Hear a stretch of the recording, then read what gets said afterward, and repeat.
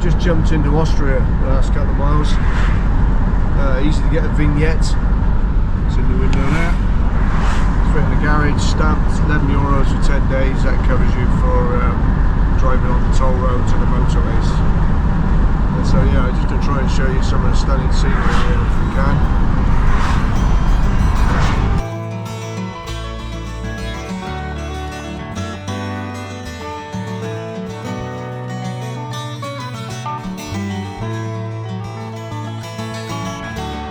Well, Germany was beautiful. Perhaps Austria is beautifuler. I know that's not a word, but that's what I'm going to use. So maybe more beautifuler than Germany. We're going to find out in the next few days or so.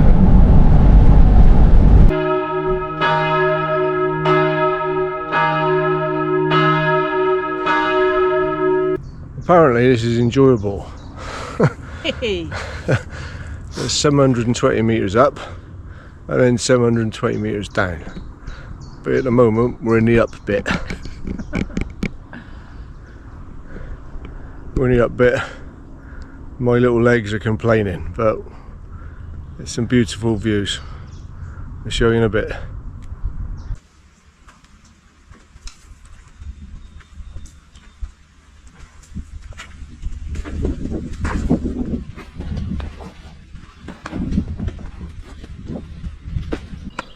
And we're still going up, and there's the view.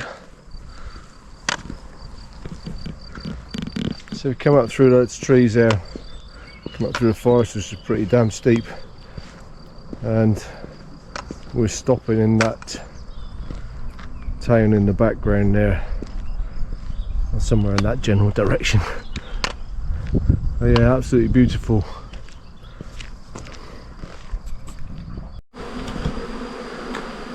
How about this for some beehives?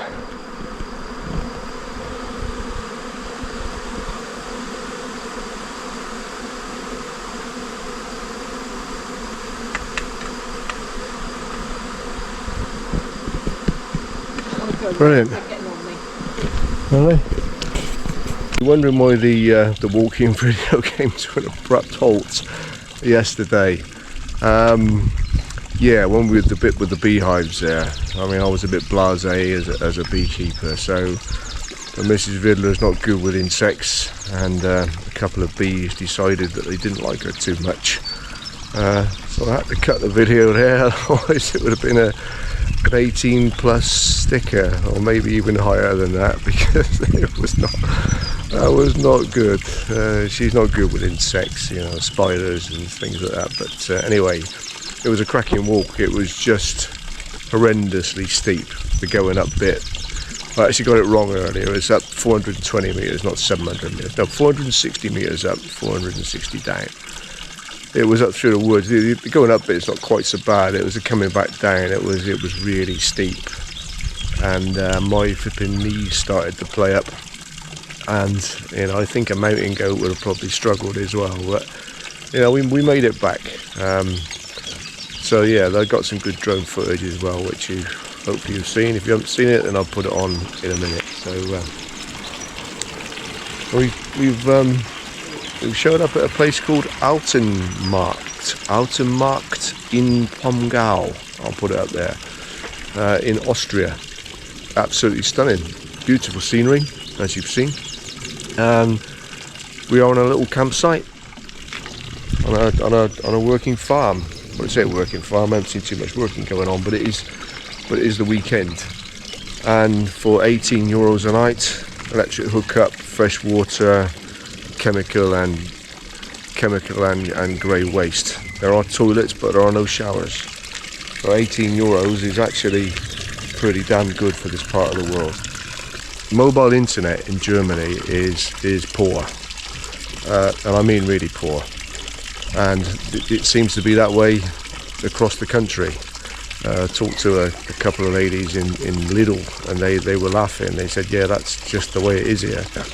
And they actually blamed Angela Merkel, but for some reason I haven't checked out why, but that's what they said. But one of the beauties of it is you don't see anyone walking around with a phone glued to their face, and which is a joy. and I think it's because they just haven't got the mobile connection.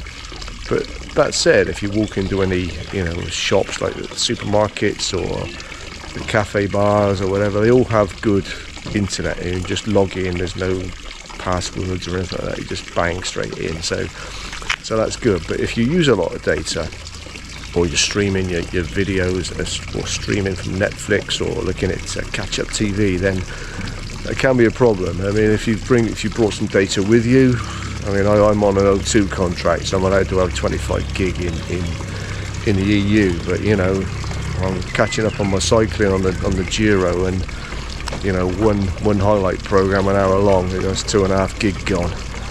So it doesn't take long to plough through it. But in Germany, I thought, well, that's okay, I'll get a tourist SIM card. Not easy. Well, easy to get. Got one in Lidl. Perfect. I thought 30 gig. Yeah, all you have to do is register it. That was where the problem came in. You need to prove your identity through the Lidl Connect app, which was a nightmare because I don't live in Germany. You need to provide a German address, and you have to go to the post office, or you can do some sort of video online to prove your identity, which was a massive problem. The guy in the post office said, "Well, you need a German address." I said, "Okay, I'll send him in a motorhome. I'll put down the campsite address." And he said, "I still have to prove that you live there." I said, "Well, I don't live there. I'm moving around." So he binned it in the end. Took the car back to Lidl. Again, that was, no refund because it's registered when you buy it. I said, "Well, it's not registered because it doesn't work." She said, "No, you've actually bought the card." But anyway, long story short, she found out a way to give us our money back, and a really nice chat with them. They spoke good English, and they said, "No, that's just the way it is over here. It used to be simple. You used to be able to just pick up a SIM card, bang it in your phone or your Wi-Fi box, and away you go." But not easy. So that's one thing to be aware of. That's Germany. Moved into Austria, boom, 4G plus signal. And also, I forgot to mention, at the campsite here, there's perfect Wi-Fi to connect for free. Well, simply for driving on the motorways or the highways in Austria, or the main roads, you need a vignette sticker. If your vehicle is under is 3.5 ton or under, then a vignette sticker is all you need. So you can get one like this for 10 days. And we picked that up very simply. As soon as we crossed the border, first